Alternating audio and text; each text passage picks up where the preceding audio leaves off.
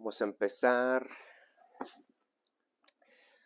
Bueno, pues bienvenidos a este capítulo, a este segundo capítulo de este podcast que todavía no tiene nombre, pero en el futuro espero que me comenten ahí y le pondremos nombre. Estoy muy contento por este episodio que vamos a tener el día de hoy porque es el segundo y tengo muchas cosas por qué estar emocionado, contento. Una de ellas es que ya tenemos micrófono para esta entrevista, esta primera entrevista que vamos a tener ahora. Estoy bien emocionado porque le vamos a empezar a dar forma a este concepto de contenido que vamos a estar subiendo. Y a manera de introducción les quiero platicar un poquito de la entrevista que vamos a tener el día de hoy con nuestro invitado. Hace unos meses atrás, cuando empezamos a pensar cómo íbamos a hacer este proyecto, fue aquí, ya saben dónde estamos, en Squegee Prints, fue aquí donde se me ocurrió hacer este tipo de contenido. Y al invitado que vamos a tener el día de hoy, fue la primera persona que se me ocurrió comentárselo y le dije, ¿qué onda? ¿Cómo ves si hago este tipo de entrevistas con personas a donde yo puedo ir a sus lugares, a sus negocios y platicar acerca de quiénes son? Y me dijo, dale gas, me dijo, échale, dale gas. Y le pregunté que si a él le gustaría ser el primero en entrevistarlo y me dijo, claro que sí. Me dijo, dale gas. Y pues hace unos meses estábamos pensando en esto y el día de hoy lo estamos haciendo realidad y me siento muy contento de poder estar haciendo esto. Y sin más tiempo para perder, nuestro invitado del día de hoy es el chingón de chingones, Juan Carlos Castellón.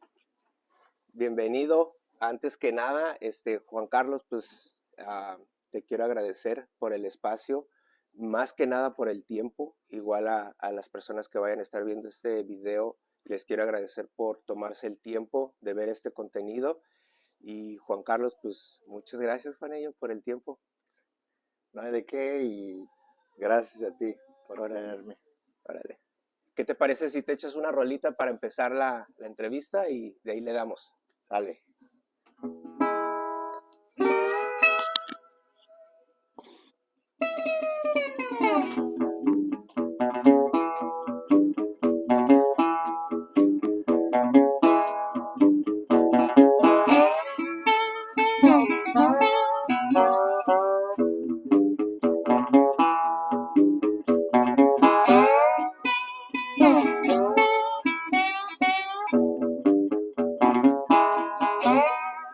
I'm a red running baby, so you can't catch me.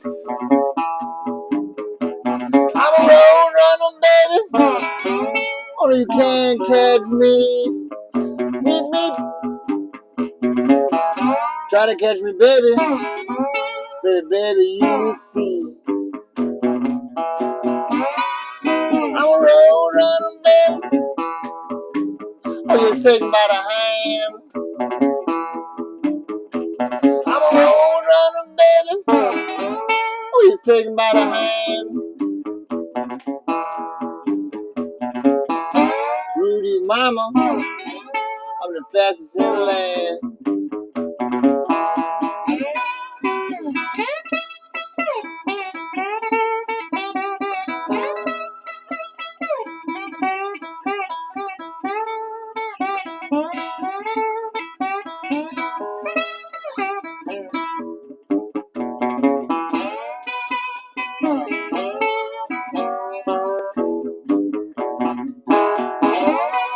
Well, I'm a road running baby, down here at Squegee Prince.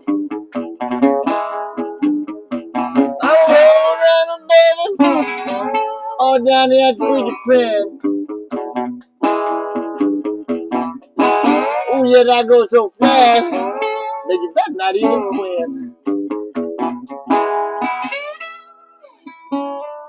There you go. Yeah, Juanillo. There you go. So basically, just to start the conversation, Juanillo, just to let you know and let the people know that are watching, I would like to tell you or I would like for you to tell us a little bit of yourself. How your parents met. Where you're from, where they're from, and basically all your story. And Yeah. just to recap. Okay. Thanks Cool. again for having me, Ivan. Really appreciate it. My family, I'll start with a story with my mom and my dad. They met when they were about 25 and 28, and they fell in love, and got married, and they both moved over here, and they had me here in the States. Cool. I Where you born? I You were was- born in San Diego? I was born in Compton, in LA. Damn, Yeah. fucking Compton. Jeez, Straight outta Compton. Damn, that's a cool, that's a Yeah. cool thing. Okay. So originally, my family, when they were together, they were not planning on having a kid at that time because they were just not. They were financially struggling, so they were practicing safe sex or whatever. Yeah. And my dad got into an accident, and basically the doctors told him that he would never be able to have kids again. Oh. And during that time when he was in the hospital, my mom was getting sick, and since he had health insurance through work, my mom went to go see the doctor, and they found out she was pregnant, and she got pregnant before the accident. Oh shit! And Like a so- miracle, like just before the fucking accident. Yeah. Damn, that's sick. Okay. So there's like my little miracle story. So that's the reason why you don't have any relatives. That's the reason why I'm only child. Wow. So, Man. so I was the A only one that miracle. made it You're out. the miracle child. Yeah. Damn, that's cool. Damn. Yeah. So you were born in Compton, and then when you guys moved to San Diego? My family moved to San Diego probably when I was 2 to 3 years old, and Cool. at the time, my mom had studied to be a dentist, but she only had her license in Mexico. Órale. So she couldn't practice over here other than just like be an assistant. So when we moved to San Diego, the idea was that my mom was gonna go and kind of like work in TJ, and so, I see. so Just she cross could the border. practice her profession there. And so she did that, and my dad worked over here in some different auto body shops. How long she did that for? Like crossing back and forth, do you know? For 'Cause years. That's a and fucking years. hustle, dude. The fucking For- border every day. Years she crossed back and forth. Fuck. Yeah, it was really, really hard. I could kind of tell. It was hard on my family's relationship. It Fuck wasn't- yeah. yeah, I bet. just having somebody that just, so close to you, but they're so far away at the same time. Yeah. And where do you went to school? I went to school at Loma Verde Elementary School. It's just a school in Chula Vista, kind of by Maxfield. Okay. So you're like straight up like local from Chula Vista since you were like 5 years old. Yeah. Since from like 2 or 3. Oh shit. Yeah. Oh shit. Okay. 2 or 3 years old, I think. But yeah, I don't think I was in Chula area because I'm kind of on the South San Diego side. Okay. But right on the cusp. So. And then the transition to the high school. What high school you went to? When I was in elementary school, I was supposed to go to Castle Park or Montgomery. Those were kind of like my schools that I was either going to go to. And when I was in 6th grade, I got into a fight at school, and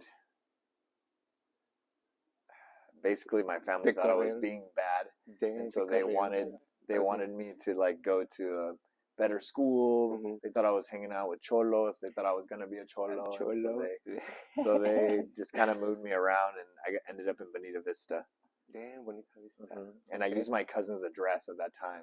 So you did all your high school there? Yeah. Yep. I went to middle school and high school there. Damn. Okay. Yeah. That was your teenage. Teenage years. That's when you start like skating at the time, or you start skating later, or like earlier? Yeah, I was kind of late to it. I think I was probably about like 18 years old when I started skating. So it's kind of late, like almost like towards the end of my high school time, And I don't know what it really was. I just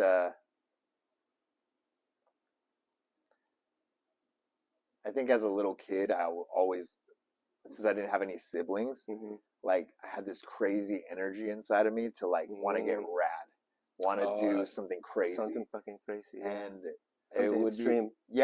I don't know why. Like even when my cousins, when they would come over, we'd jump off the stairs onto like couches, like couch cushions and stuff like that. So you think that you had a lot of fucking like energy inside of you, and you wanted just to look for something to just let out. Even as a little kid, I would like set up jumps like on bikes and stuff or rollerblades and just try to go as high as I could. How you got into the skating? Like who introduced you to skating? Really just all my friends were doing it, and all my friends were getting really good, and they were just everything that they were doing looked like a lot of fun.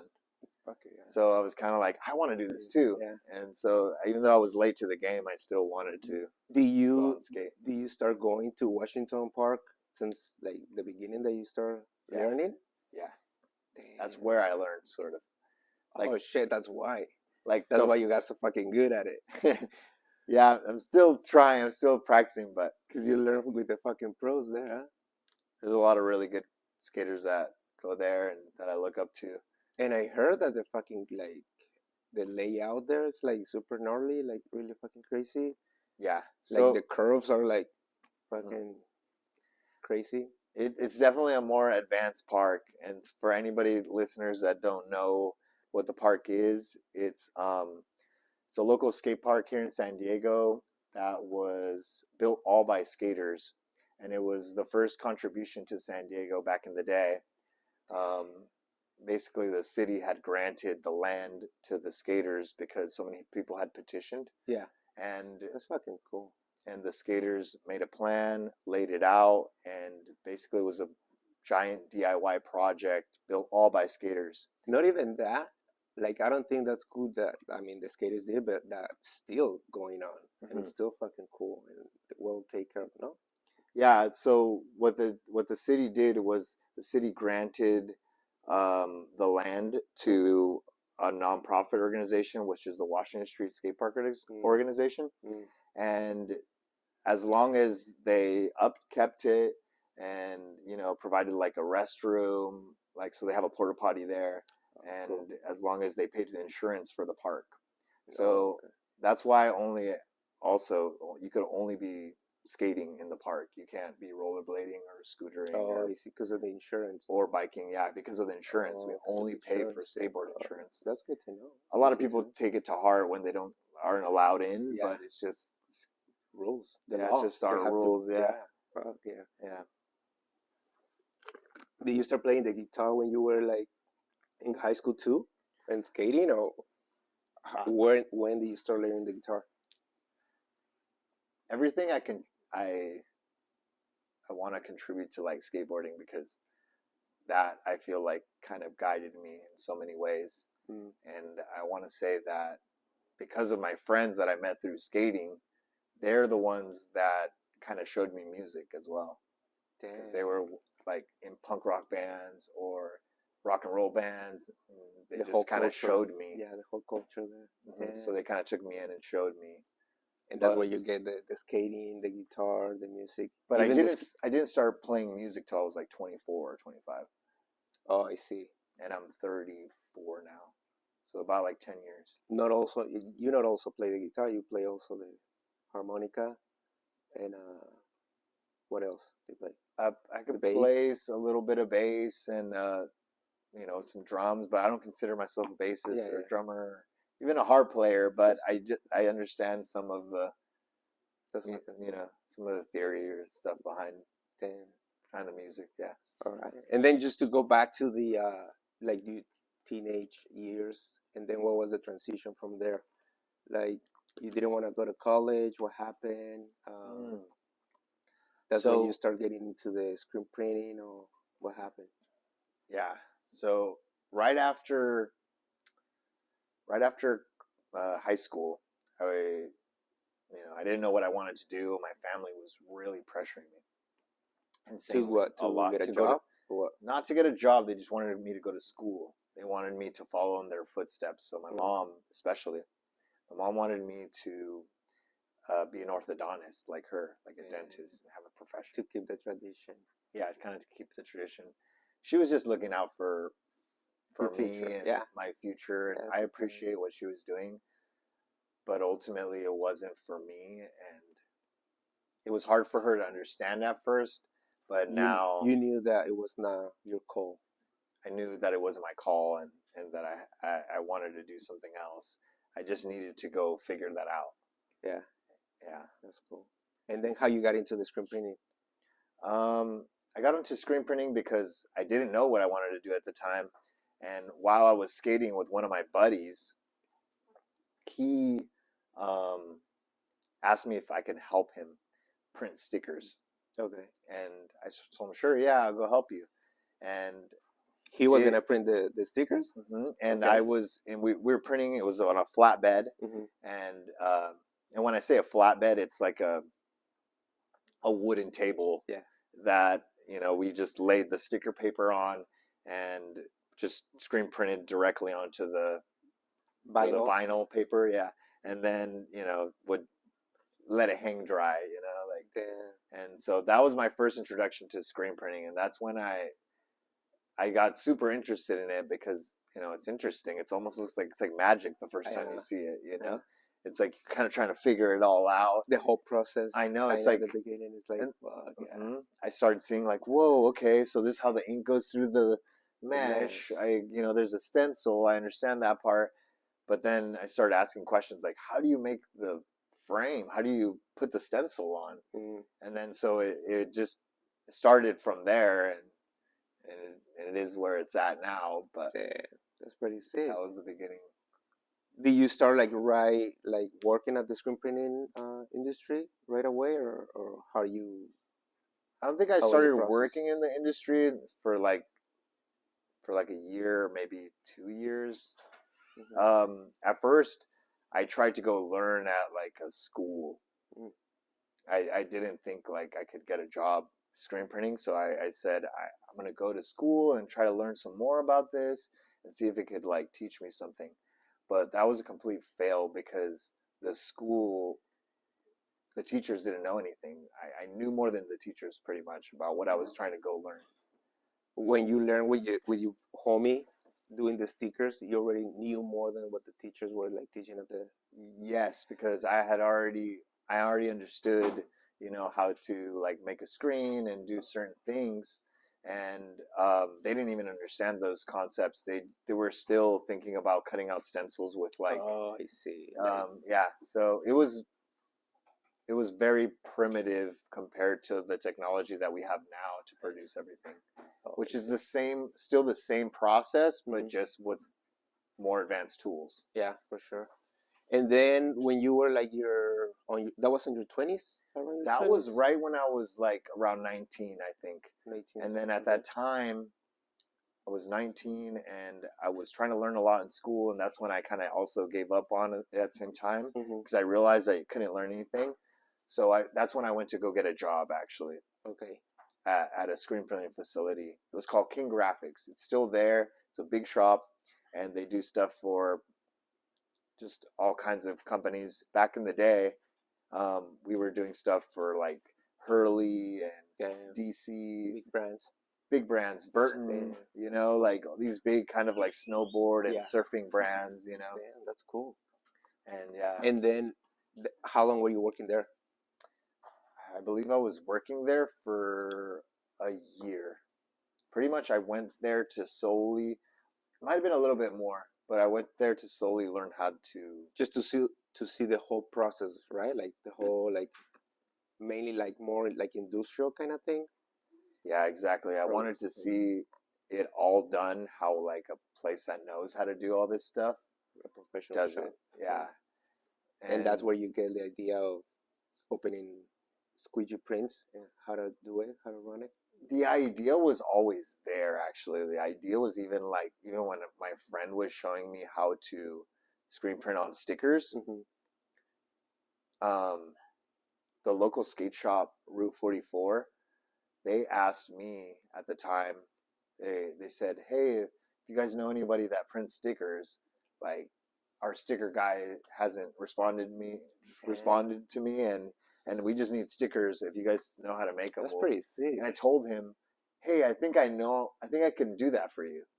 And I even at the time that that's pretty confident, no? So I took the job before I even really knew how to do it. That's why you have a lot of like cool shit from Route 44 because you were printing for them at the beginning. Yeah, correct. Yeah, that's pretty sick. And that's why I attribute everything to skateboarding. Because that was the beginning. That was almost like the door that opened everything for you, like the music, the screen printing.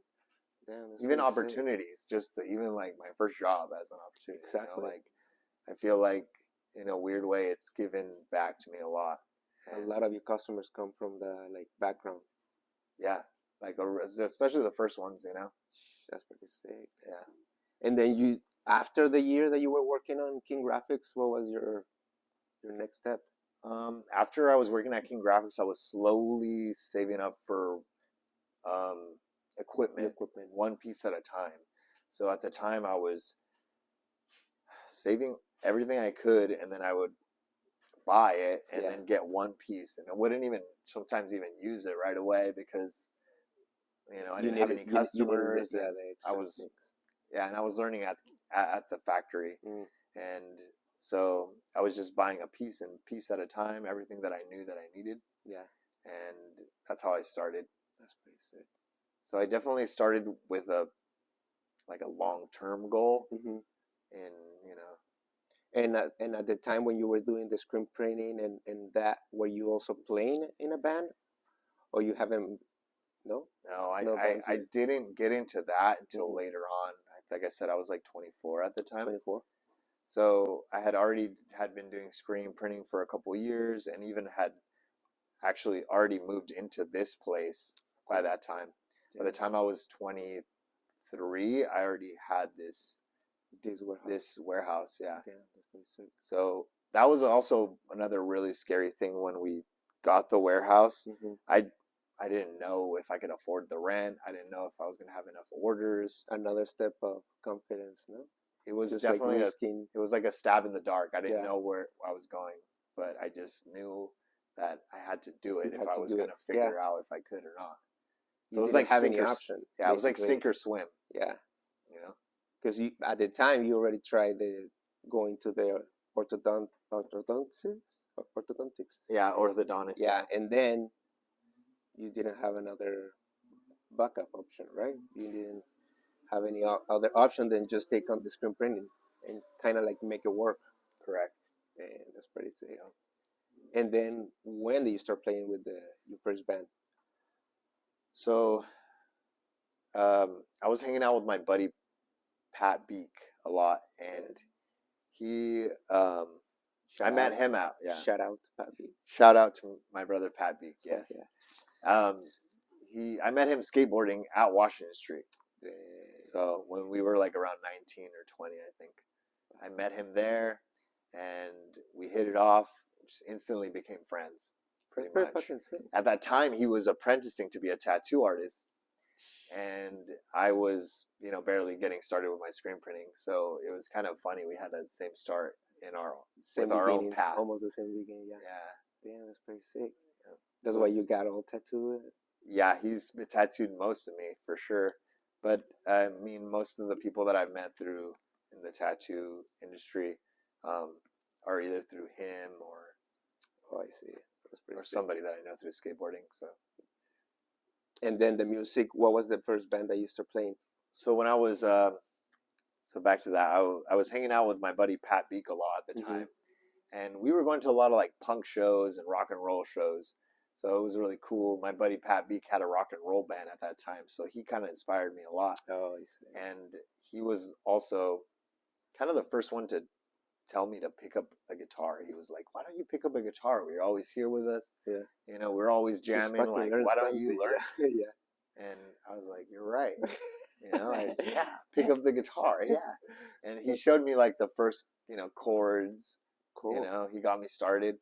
And at that time, so you were not playing blues since the beginning. You start playing fucking like rock and roll kind of thing.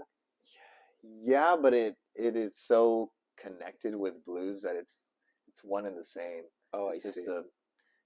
so at the beginning, what really did inspire me was the blues because, like I said, I was hanging out with him a lot. We were listening to records. We were going out to shows a lot. And one day we were hanging out at his house. We used to call it the Punk Palace Damn. because it had all these like records on the wall and like, just cool posters. And it was really cool. But I was hanging out with him and his brother one morning because, we had like gone out and we were drinking and stuff. So we were all hungover. And we woke up, we were at his house, and I was like, oh, put on a record, dude. Put on something like cool, something not too crazy, that headache, And so he was like, oh, he's like, you want to heal up? I'll play something that you'll heal up. Cool. And he played a Junior Kimbrough album. It was a blues album. And that's kind of like my first introduction to the blues. Damn. And so you fell in love. Yeah, it was kind of like, it just really struck a chord with me. And do you have that record? It's funny. I don't have that record. I still remember the record. I know. You should get it. You should get it. I know. I have never found it myself, but one day if I ever find it, I know I will. Fuck yeah. Damn. And then, the first band that you started playing was like a rock and roll band, or was like a blues, or what? What type of music was? It was a rock and roll band originally. There was a couple different guys that worked here with me at the shop. One of my buddies, his name is Patrick Pacheco. It's a really great Mr. Pat. Yes. Fuck yeah. Shout out to my brother Pat, another Pat. Hopefully he's gonna be the next one. Yep. And so I was working with him and my other buddy Justin at the shop a lot, and we were just hanging out and working, and like on break we would play music, that it was almost like naturally we were starting a band without even trying. That's fucking cool. And eventually my other buddy Connor Getzlaff, he's an amazing drummer. He came and we started jamming with him and just put together the band. Yeah. You guys are playing like shows and shit like that? Oh. Yeah, we were doing a couple shows, and the band didn't really last long. How long did it last? I want to say maybe a year, maybe 2 years. But it was a lot of fun. How many shows did you guys play? It wasn't that many shows, to be honest. Like looking back at it compared to how many shows we're playing today, it was like nothing.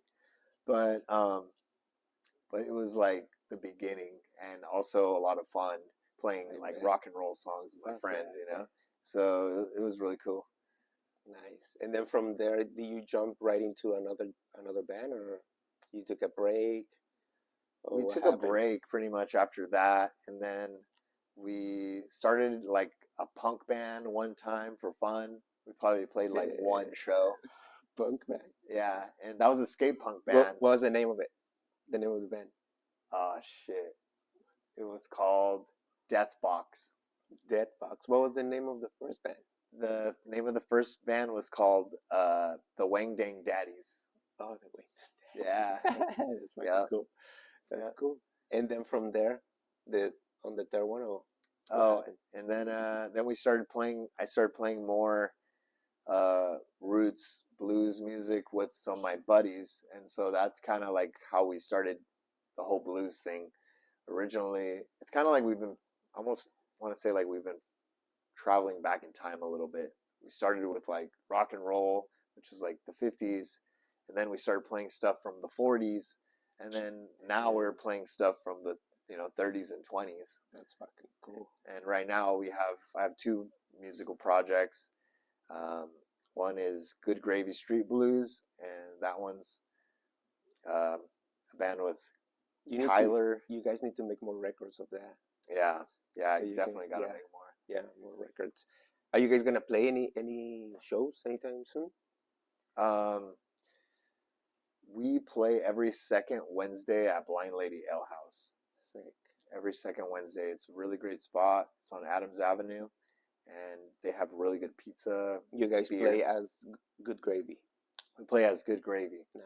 But the second project that we started is called the Southern Ramblers, and that one is with Patrick Pacheco Mr. and Justin Vasquez. Justin. And those were the original guys that were in the Daddies. Damn, that's pretty In the cool. rock and roll band. So it's been really a long really cool. transition, no? And like a crazy transition too. And it's pretty funny that you guys almost start at the same time and you guys have like grow so much as fucking musicians and the quality of music that you guys play. That's pretty sick. Thank you so much, bro. Yeah. I really appreciate it. Sick. We don't get a lot of appreciation for it all the time, just because people have kind of lost connection with like old time songs, you know, and like good old music, I guess you can say.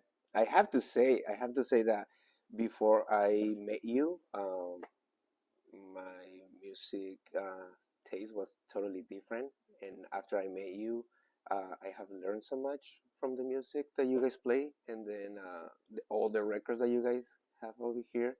It's a crazy collection. Also because of that, you start now doing some shows as DJ, right? That's fucking cool. Man.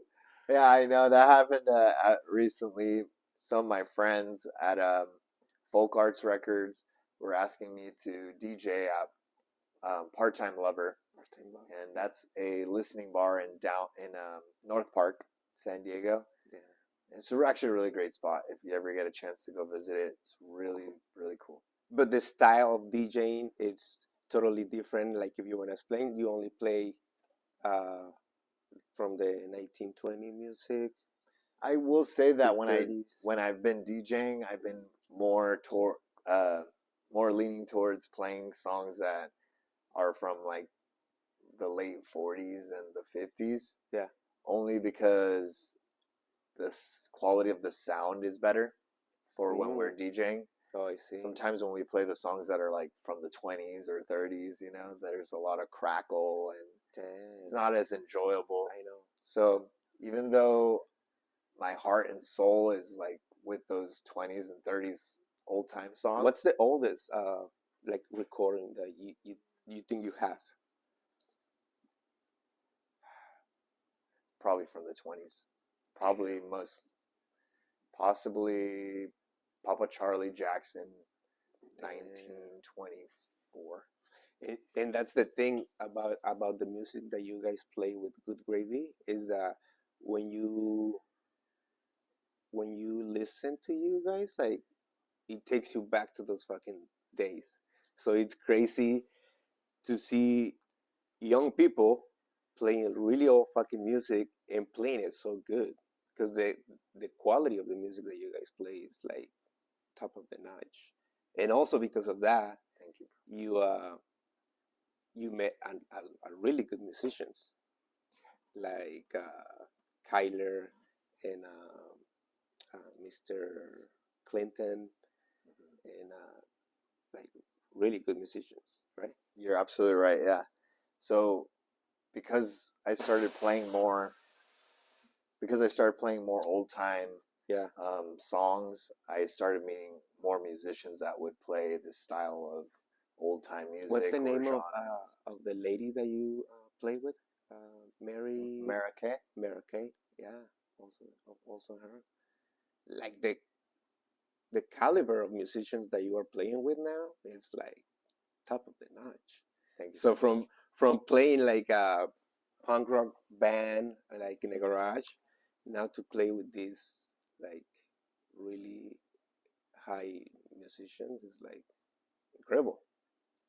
Yeah, thank you so and much. The sound that you guys have, it's pretty authentic. Like the song that you played at the beginning. That was a song. It's funny because that one's like a song from the 50s, but I think just using that type of instrument, and in that style, it makes it sound even older. That's pretty sick. And then after that, like, do you have any other plans in music besides the Ramblers and Good Gravy? Like, you see yourself playing by like having your own thing, you know, like solo, or you think you're gonna like go back to another thing, or you're gonna stay in the blues music? I think I'm gonna do more blues stuff for sure, just because that's what makes me. Because what's the style of the Ramblers? The Ramblers is like a country blues.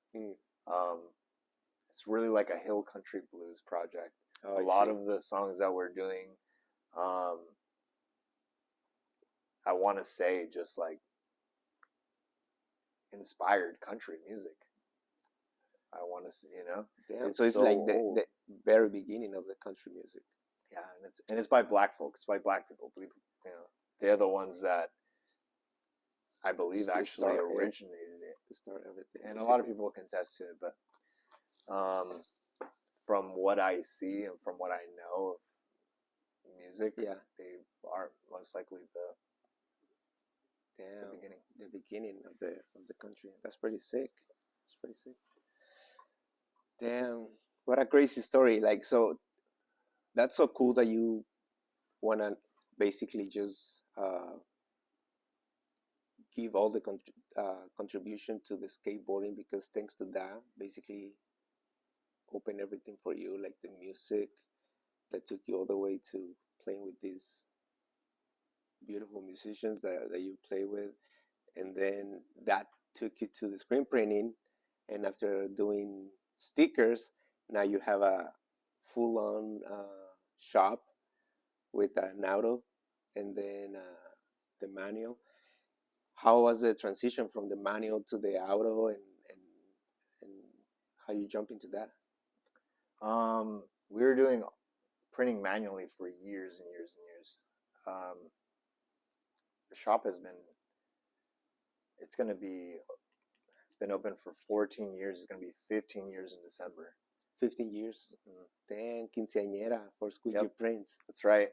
That's so you're going to have cool. a party. Damn, that's fucking cool. That's right. Damn. So how many years were you printing on the manual until you jump into the auto?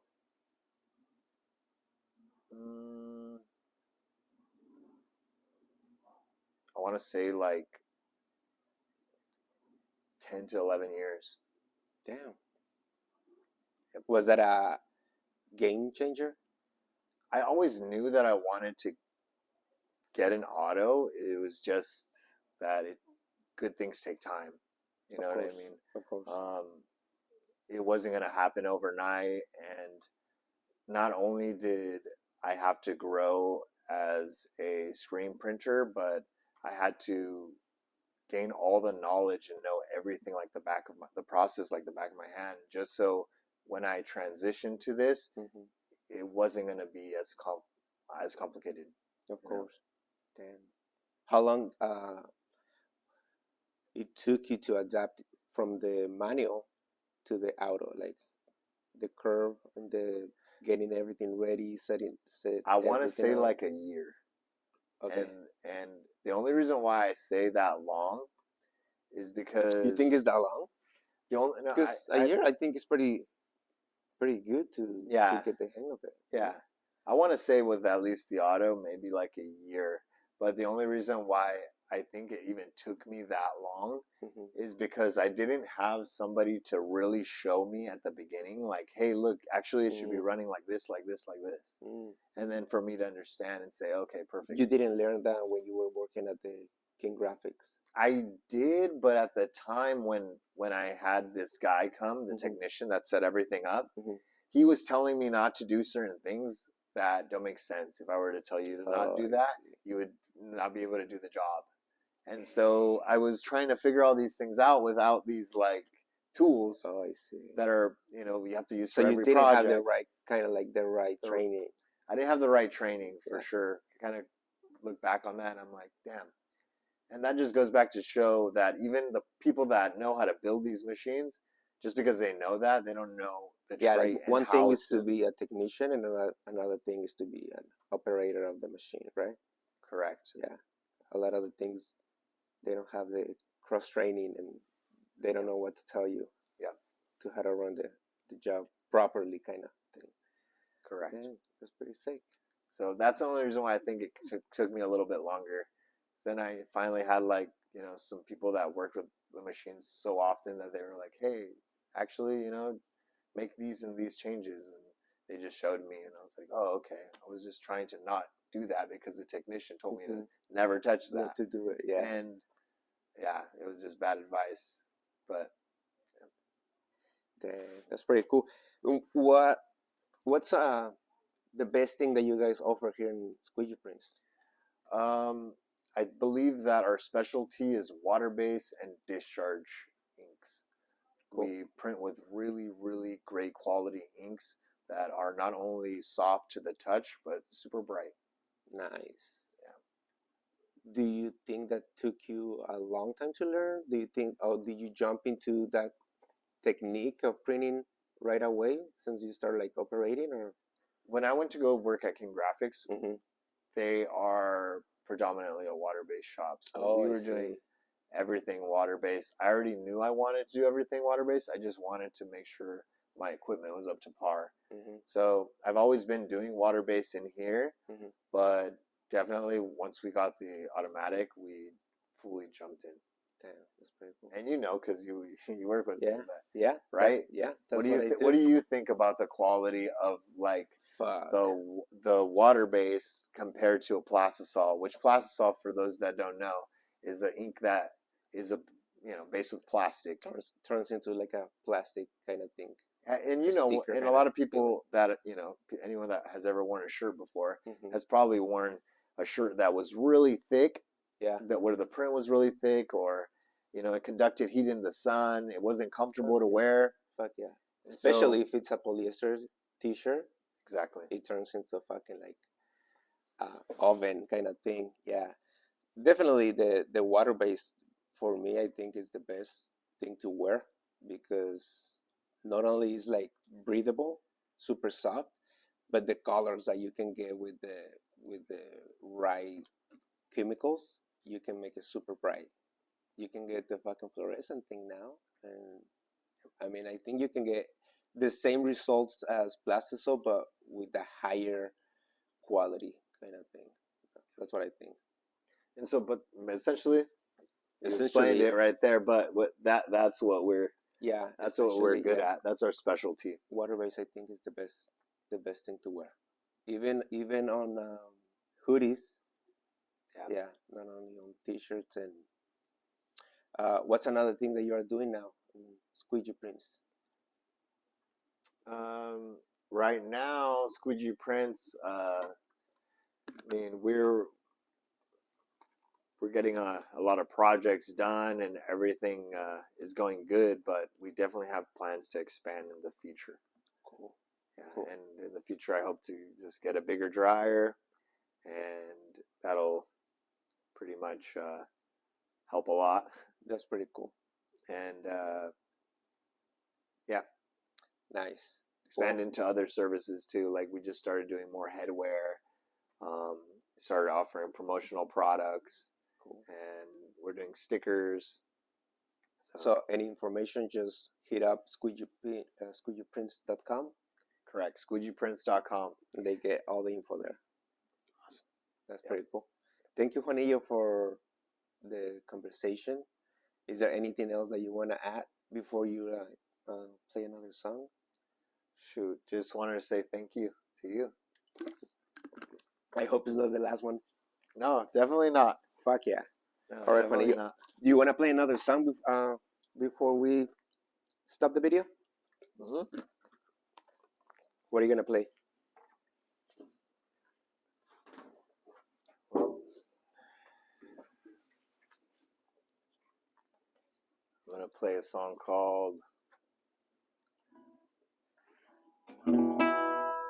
Working on These Projects.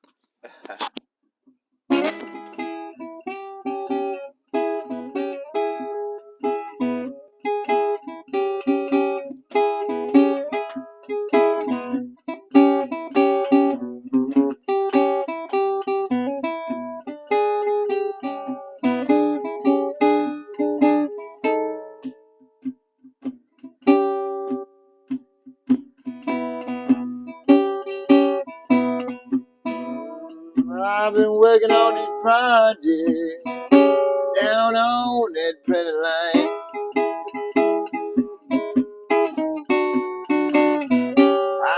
working on these projects down on that print line.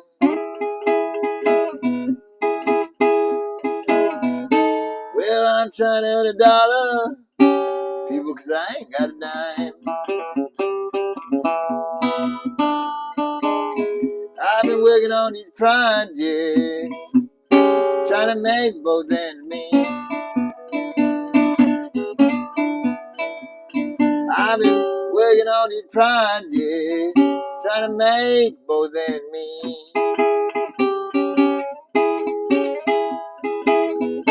Well, I'm trying to earn $1, get myself a bite to eat.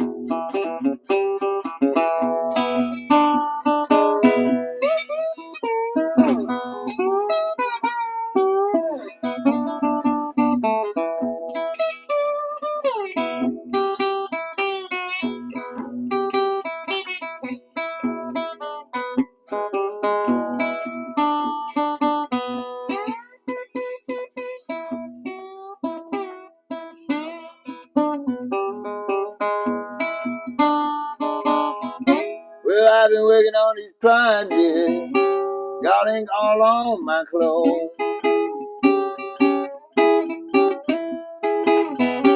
We've been working on these projects, got ink all on my clothes. We're trying to keep that red man from putting me out door.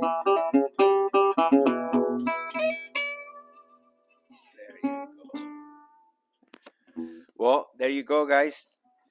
Muchas gracias por haber estado con nosotros. Espero que les haya gustado. Antes de cortar el video, recordarles de suscribirse, darle like y compartir, por favor. Espero que les haya gustado.